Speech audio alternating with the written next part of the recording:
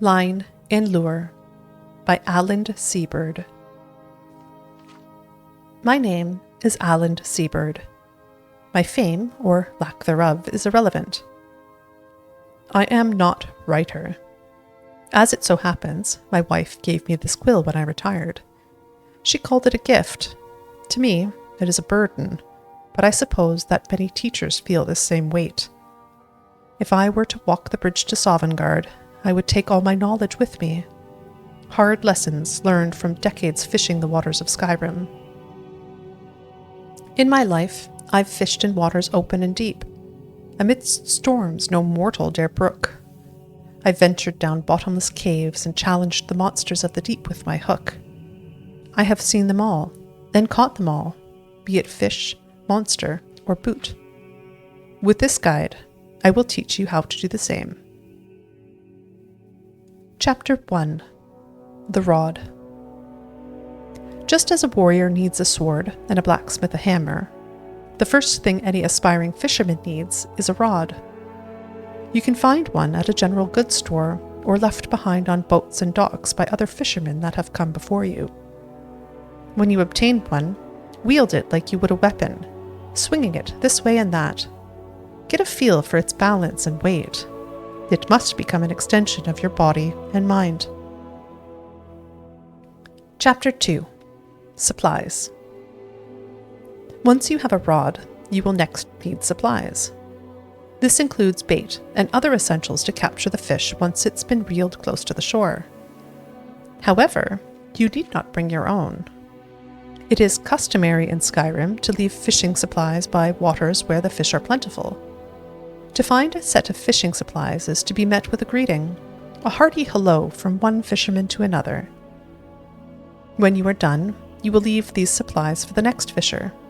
Such is the way. Chapter 3. Casting the Line. When you are ready to fish, bait your hook using the fishing supplies. Then, cast your line with vigor and allow the hook to sink below the surface. The art of fishing is one of patience and focus.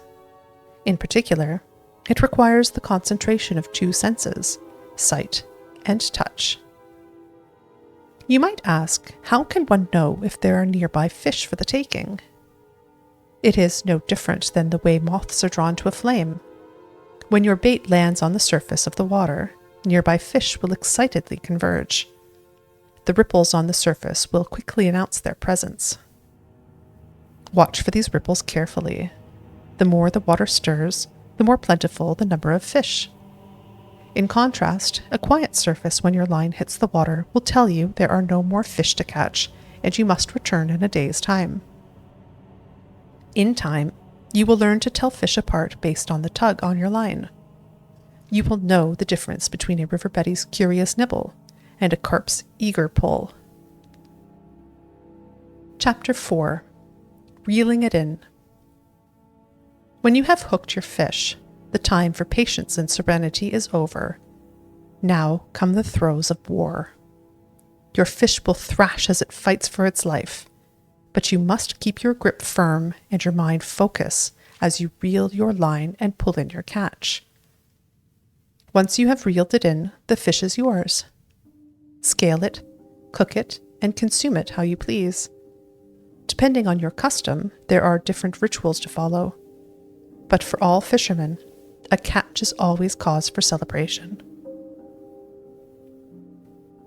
Chapter 5. The Rare and Unusual Catch.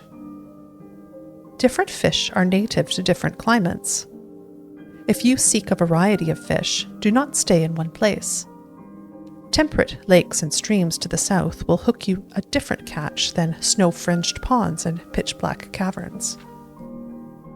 When you seek a fish that is seldom caught, the uncommon and rare fish that fishermen brag about until long in their years, your best bet is to fish when the sun is low on the horizon. Dawn and dusk offer the best chance to catch these elusive creatures. If you seek the very rarest of fish, special rods are required. Seek the advice of those in the Riften fishery. Follow their guidance and wisdom, just as you have done with me.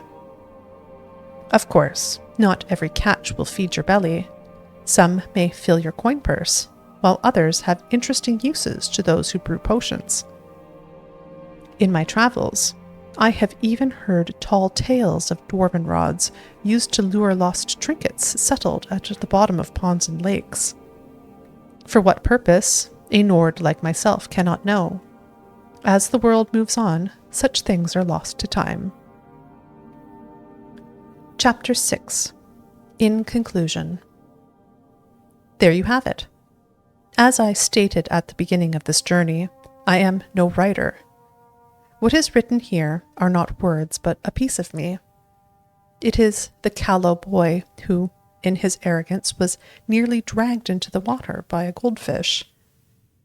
It is the shivering fishmonger sitting on a frozen bucket in the dead of night, praying to Kine that he will live to see the sunrise. It is the old man at the lake, drinking a potion of strength, turning back time so he can hook an old foe.